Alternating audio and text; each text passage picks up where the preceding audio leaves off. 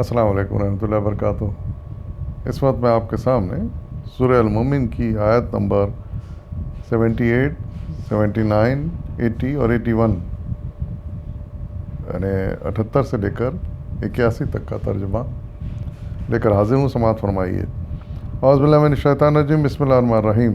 اے نبی، تم سے پہلے ہم بہت سے رسول بھیج چکے ہیں، جن میں سے بعض کے حالات ہم نے تم کو بتائے ہیں اور بعض کے نہیں بتائے۔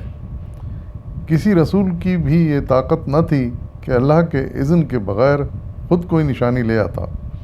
پھر جب اللہ کا حکم آ گیا تو حق کے مطابق فیصلہ کر دیا گیا، اور اس وقت غلط کار لوگ خسارے میں پڑ گئے۔ اللہ ہی نے تمہارے لیے مویشی جانور بنائے ہیں تاکہ ان میں سے کسی پر تم سوار ہو، کسی کا گوشت کھاؤ، اور ان کے اندر تمہارے لیے اور بھی بہت سے منافع ہیں۔ وہ اس کام بھی آتے ہیں کہ تمہارے دلوں میں جہاں جانے کی حاجت ہو وہاں تم ان پر پہنچ سکو۔ ان پر بھی اور کشتیوں پر بھی تم سوار کیے جاتے ہو۔ اللہ اپنی یہ نشانیاں تمہیں دکھا رہا ہے، آخر تم اس کی کن کن نشانیوں کا انکار کرو گے؟ صدق اللہ العظیم۔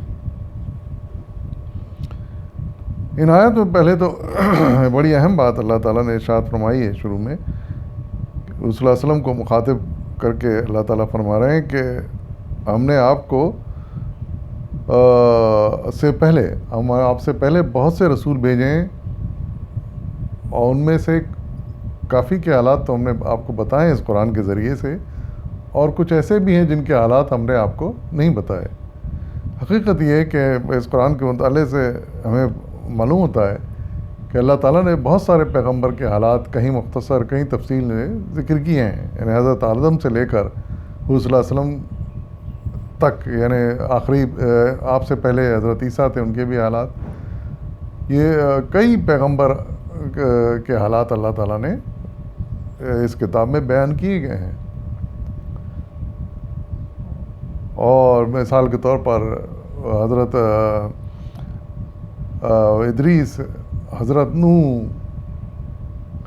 اس کے بعد آگے چلیں حضرت ابراہیم، حضرت اسماعیل، حضرت یعقوب، حضرت یوسف، حضرت موسیٰ، حضرت یحییٰ، حضرت عیسیٰ۔ یہ تو میں چند نام گرائے ہیں، اگر آپ نوٹ کریں اگر قرآن میں شروع سے لے کے آخر تک، تو اور بھی بہت سارے پیغمبروں کے اللہ تعالیٰ نے ان کا ذکر کیا ہے، ان کے کہیں مختصر حالات بتائے ہیں، کہیں تفصیلی حالات بتائے ہیں۔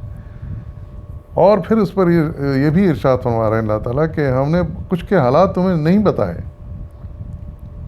یعنی ان ناموں کے علاوہ جو اس قرآن میں آئے ہیں اور بھی کچھ ایسے لوگ گزرے ہیں جن کو نبوت عطا کی گئی، لیکن ان کا ذکر اس قرآن میں نہیں ہے۔ اس آیت سے یہ بات بالکل یقینی طور پر پتہ چلتی ہے ہمیں۔ پھر آگے ارشاد فرمایا کہ ان میں سے بہت سے نبیوں اور رسولوں کو ہم نے اپنی کوئی نشانیاں دیں، یعنی معجزات عطا کیے، یہ بھی ہم جانتے ہیں، اور ان معجزات کا ذکر بھی اس قرآن میں آیا ہے جن کو عطا کیے گئے۔ مثال کے طور پر حضرت موسیٰ علیہ السلام کو جو معجزہ عطا کیے گئے تھے کہ آپ ایک لاٹھی اپنی ڈال دیتے تھے زمین پر، وہ اژدہا بن جاتی تھی، آپ بغل میں ہاتھ ڈال کے نکالتے تو وہ چاند کے مطابق چمکنے لگتا تھا، روشن ہو جاتا تھا۔ پھر حضرت عیسیٰ کو مثال کے طور پر شفایابی کے استطاعت عطا کی تھی اللہ تعالیٰ نے، کہ جس پر ہاتھ پھیر دیتے وہ پرانے سے پرانے مرض سے چھٹکارا حاصل کر لیتا تھا، صحتیاب ہو جاتا تھا۔ پھر یہ بھی ذکر قرآن میں آیا کہ حضرت عیسیٰ علیہ السلام کو یہ بھی طاقت دی گئی تھی کہ وہ اگر کسی مردے کو کھڑا کرنا چاہتے زندہ کر کے تو وہ کہتے تھے اور وہ مردہ زندہ ہو جاتا تھا۔ یہ بھی ایک معجزہ ہے جو قرآن میں آیا ہے اور یقیناً صادر ہوا ہے۔ اور اس کے علاوہ مختلف نبیوں کے مختلف معجزے اس قرآن میں جن کا ذکر آیا ہے، تو وہ تاریخ کا ایک حصہ ہیں۔ اور یہ جو بھی معجزے ظہور پذیر ہوئے وہ اللہ تعالیٰ کے حکم سے ہوئے، اس کے اذن سے ہوئے، اس کی اجازت سے ہوئے۔ یعنی خود نبیوں میں رسولوں میں طاقت نہیں تھی کہ وہ معجزہ وہ دکھاتے، یہ اللہ تعالیٰ کی طرف سے بندوبست تھا کہ وہ معجزہ دکھا سکتے تھے۔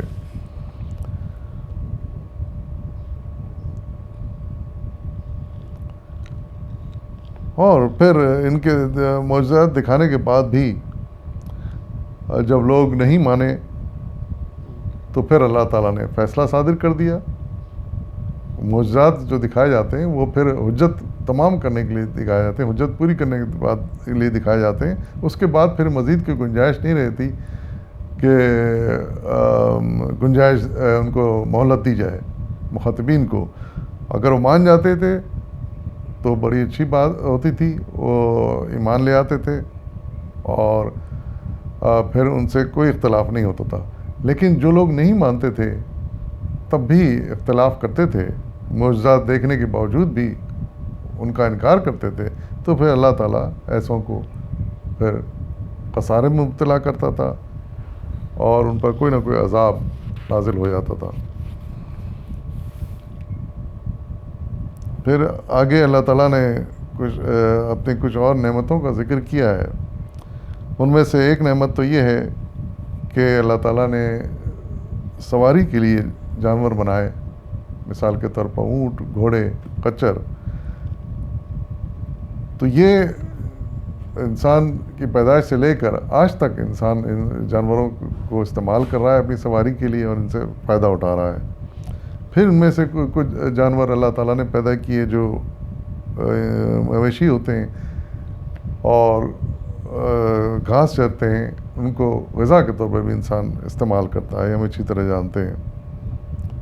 اور پھر اس کے علاوہ اللہ تعالیٰ یاد دلا رہے ہیں کہ یعنی سواری کے علاوہ، کھانے پینے کے علاوہ اور بھی بہت سارے فائدے ہیں جو ہم ان جانوروں سے ہمیشہ اٹھاتے رہے ہیں۔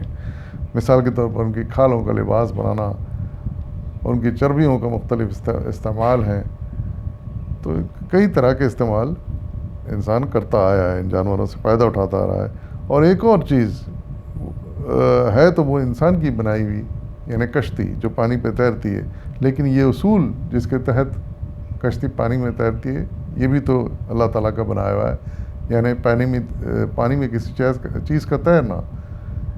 یہ تیراکی کا اصول ہم نے اسٹوڈنٹ لائف میں پڑھا تھا کہ وہ یہ ہے کہ کسی چیز کا وزن اگر پانی کے وزن سے کم ہو جاتا ہے، اسی سائز کے پانی کے وزن سے مقدار میں کہ پانی کی وجہ سے اگر اس چیز کا وزن کم ہوتا ہے تو وہ تیرتی ہے، اگر زیادہ ہوگا اتنے پانی کی وزن سے اس کا وزن تو وہ چیز ڈوب جائے گی۔ یہ ایک اصول ہے جو اللہ تعالیٰ تیراکی کے بنایا ہے، اور اسی اصول پر پھر کشتیاں بنی، اس کے بعد بڑے بڑے جہاز اس اصول پر بنے کہ وہ تیرتے ہیں پانی کے اوپر۔ تو یہ اللہ تعالیٰ ان نشانی کو یاد دلانے کے بعد اللہ تعالیٰ پوچھ رہا ہے انسان سے کہ بھائی کس کی نشانی کا تم انکار کرو گے؟ بے شار جدھر نظر دوڑائیں اللہ تعالیٰ کی نشانیاں پھیلی ہوئی ہیں۔ جس چیز پر ہم غور کریں، قدرت کی بنائی ہوئی کسی چیز پر غور کریں تو ہمیں اللہ تعالیٰ کی اس میں نشانی ہمیں مل جاتی ہے۔ تو ہم کس نشانی سے، کس نعمت سے ہم انکار کر سکتے ہیں؟ تو ہمیں کہنا چاہیے کہ ہم کسی نعمت سے پروردگار انکار نہیں کرتے، اور ہم جانتے ہیں کہ سب تیرے احسانات ہیں اور ہم تیرے احسان مند ہیں۔ یہی انسان کا رویہ ہونا چاہیے، اور اسی لیے آیت بار بار آتی ہیں۔ وآخر دعوانا والحمد للہ رب العالمین۔